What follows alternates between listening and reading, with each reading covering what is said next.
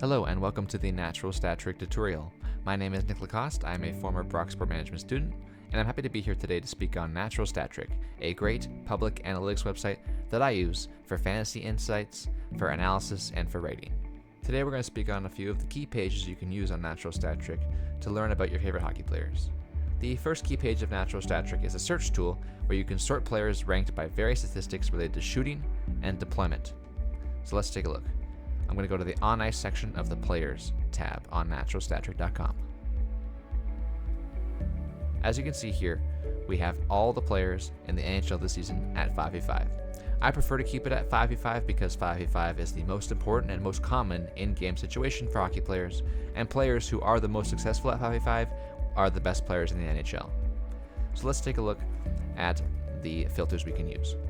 We can do whatever team, we can do whatever position, we can do home and away, we can do a minimum time on ice, which is key into having a great sample, and we can also look at the top row here for all of our filters.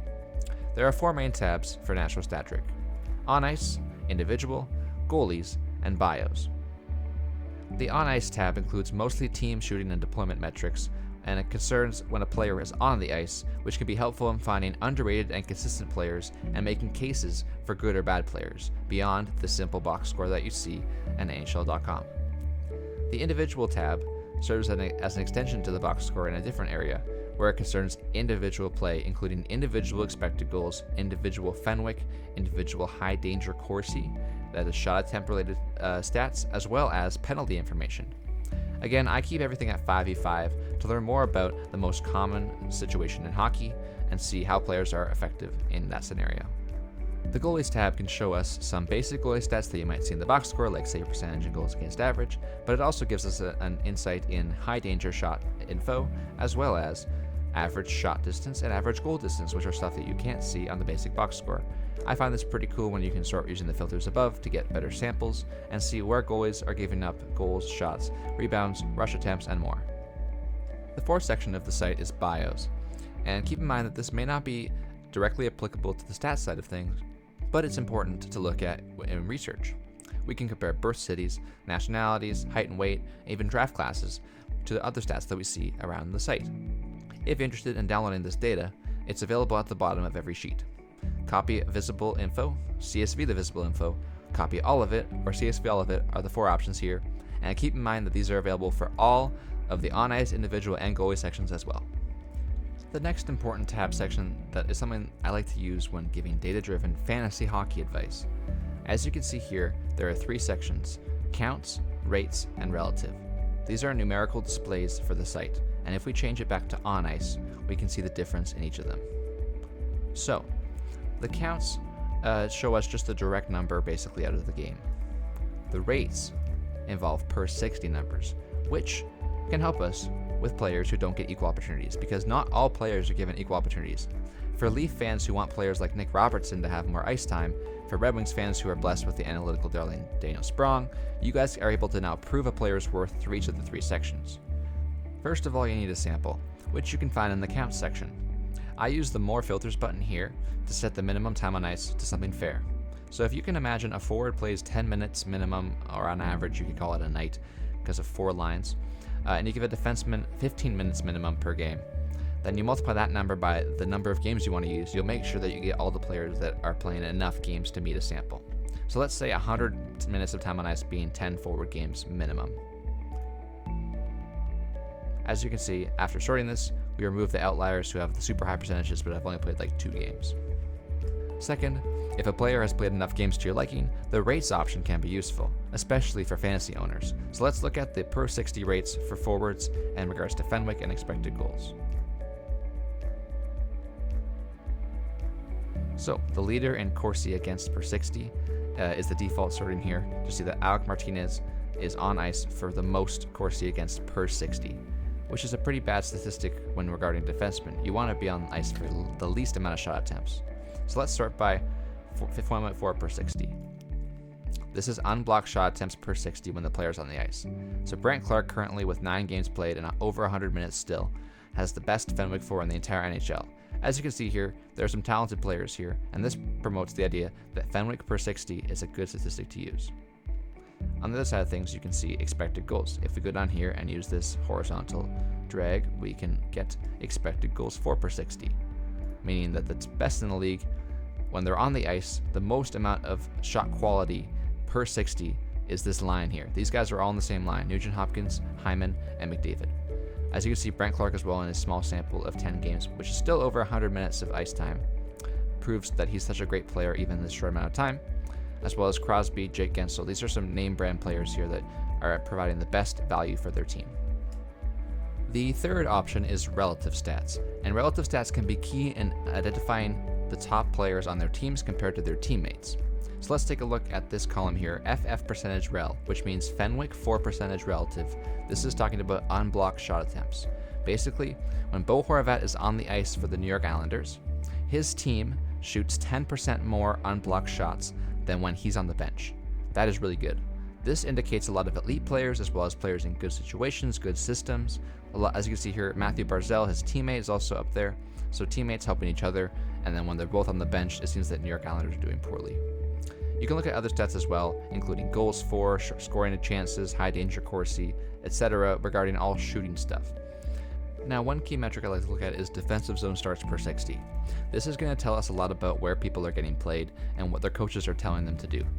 Noel Acciari, Nick Dowd, Beck Malenstein, and Nicholas Aube-Kubel are four forwards who stick out to me as defensive-minded, and their coaches are seeing that in them by putting them out for over 20 defensive zone starts per 60 and barely any offensive zone starts per 60, meaning that they rarely have the chance to score because they have start every shift in the D zone. So keep that in mind when looking at players for fantasy and other situations, because they may not have the opportunity to be in the O zone.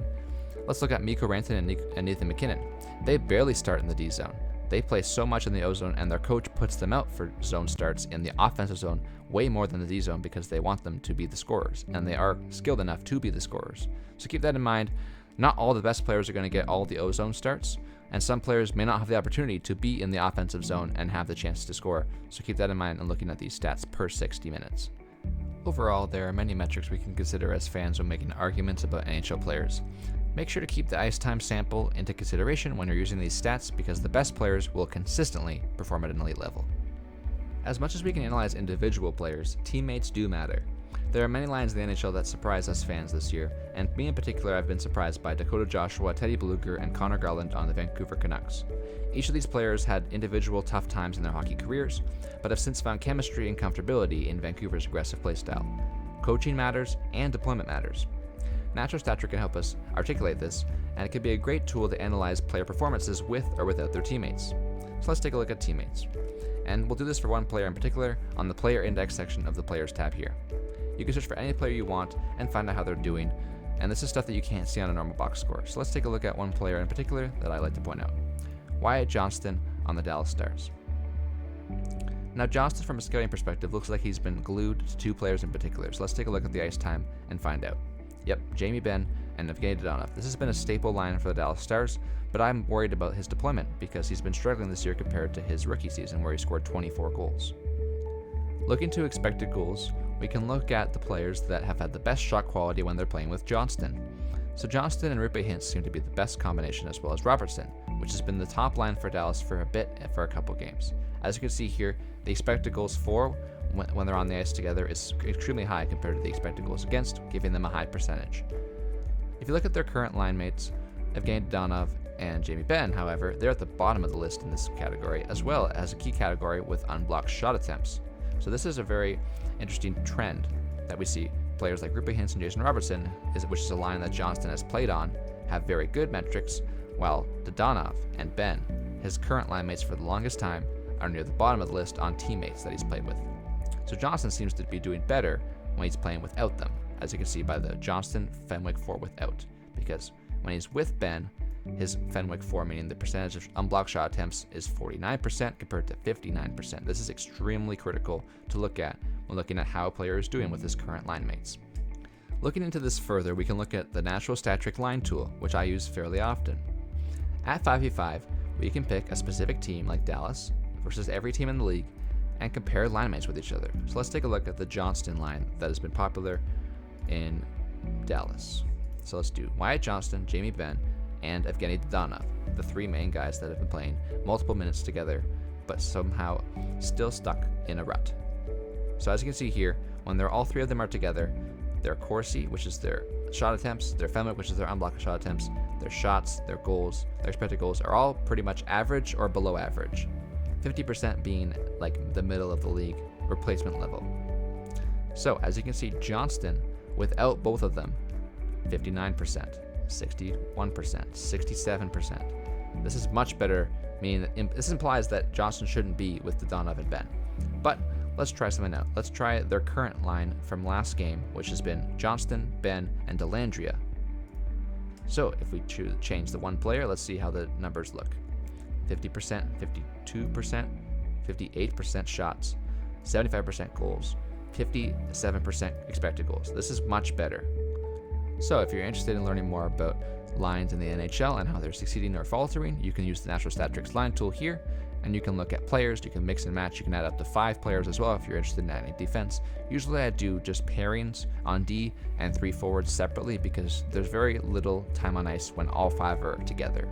So if you look at just a forward line together, you can compare how they're doing with different players in and out. The final section of NaturalStatTrick I like to look at is a bit of analytical inequity, as I like to call it. It's where players are not given the opportunity to play more in the offensive zone just because of the coach's deployment. Coaches have the ability to control and influence zone start numbers because they can send out guys for whatever faceoffs they want. So when there's a faceoff in the O zone, players like Artemi Panarin, as you see if I flip this, get the benefit to be able to play more in the offensive zone. Whereas the other end of things, where only 8% of faceoffs for Beck Mallenstein are in the O zone, he gets 214 starts in the defensive zone, whereas only 18 in the offensive zone this season. This is pretty crazy when you look at it because players are going to be able to only play defense when they start in the D zone. It's rarely that they get the chance to go on a rush chance the other way, meaning that they're basically just shut down guys and there's really no offense to their game.